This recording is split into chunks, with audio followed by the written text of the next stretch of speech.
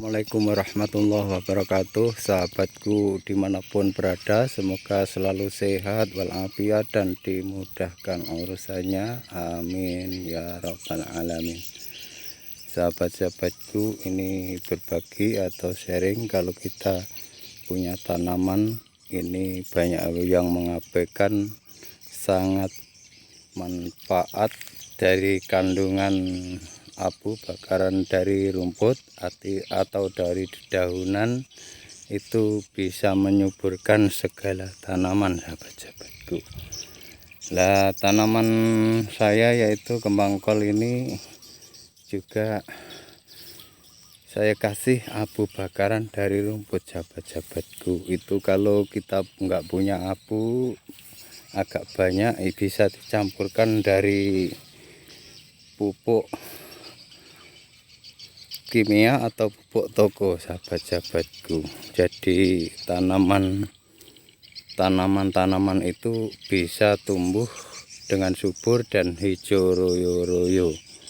Dan untuk mengenai tanaman yang lain kayak pepaya itu bagus, sahabat-sahabatku. Kalau pemupukan kita meskipun tidak setiap memupuk dikasih abu bakaran dari rumput, itu istilahnya kerjanya pupuk itu istilahnya lama, sahabat-sahabatku. Jadi misalkan pupuk toko khasiatnya sudah habis, abu bakaran dari rumput itu masih tersimpan di dalam tanah dan bahkan bisa diserap oleh tanaman, sahabat-sahabatku. Jadi untuk tanaman abu bakaran itu bisa tumbuh dengan maksimal, atau kalau sudah berbunga ya berbuah, bunganya itu jadi dan berbuah bisa lebat, sahabat-sahabatku. Jadi ini berbagi yaitu tentang abu bakaran dari rumput, sahabat-sahabatku.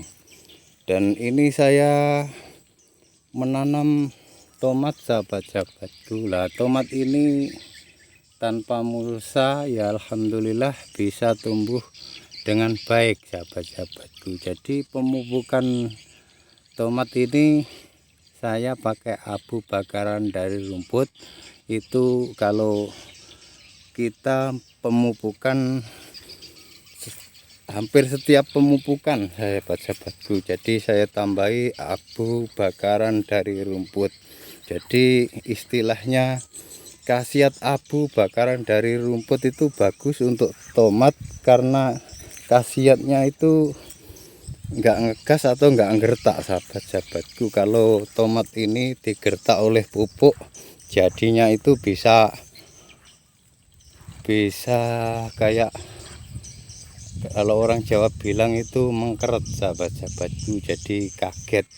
Jadi kalau tomat ini bagusnya pemupukan itu secara pelan atau berlahan agar tanaman ini tidak digertak oleh pemupukan, sahabat-sahabatku.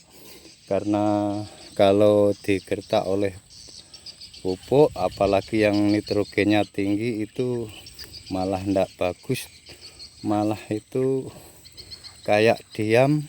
Jadi nantinya itu tanaman kita itu dikatakan setengah gagal, sahabat-sahabatku. Jadi kalau untuk tomat abu bakaran dari rumput itu bisa tumbuh dengan secara berlahan, akhirnya tumbuh subur, sahabat-sahabat.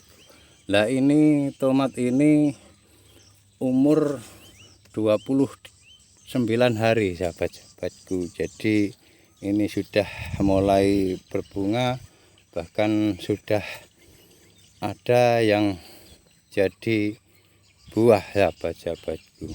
Jadi mulai ada tanda-tanda yang berbuah. Jadi sahabat-sahabatku, kalau kita punya tanaman atau tanaman apapun itu bagus saja pemupukan kita ditambahi abu itu khasiatnya atau unsur hara itu sangat bermanfaat, yang punya nitrogen, kalium dan fosfat, dan juga magnesium dan juga silika, sahabat-sahabatku.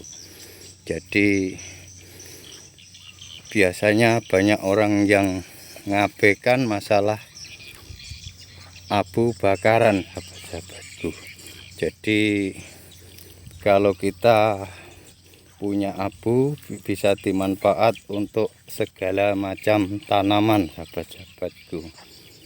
Nah, untuk pepaya itu buahnya itu nggak sampai jatuh, nggak sampai rontok, sahabat-sahabatku. Meskipun pepaya ini kalau digertak ya pemupukan tetap rontok, sahabat-sahabatku. Udah pupuk nganu istilahnya bunganya, jadi istilahnya mintanya agak berlahan, jadi kayak semacam tomat ini, sahabat-sahabatku.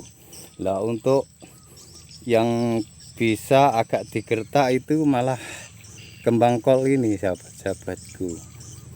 Tapi daripada kita ngertak atau ngegas pemupukan, kita pelan tapi dipupuk secara sering, sahabat-sahabatku.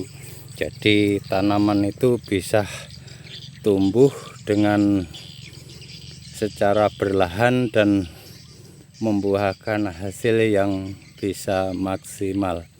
Ini semua sharing atau berbagi, sahabat-sahabatku. Kalau kita punya tanaman apapun lah istilahnya, bukan hanya pepaya atau tomat atau kembang kol, jadi kalau kita manfaatkan untuk segala tanaman itu bagus karena punya unsur hara yang lengkap. Jadi abu bakaran itu sangat manjur dan bagus untuk tanaman, bahkan menambahi penghasilan kita dan iritnya pemupukan kita, sahabat-sahabatku. Cuma itu saja, sahabat-sahabatku. Semoga berbagi ini sangat bermanfaat. Jangan lupa like, komen, dan subscribe. Wassalamualaikum warahmatullahi wabarakatuh.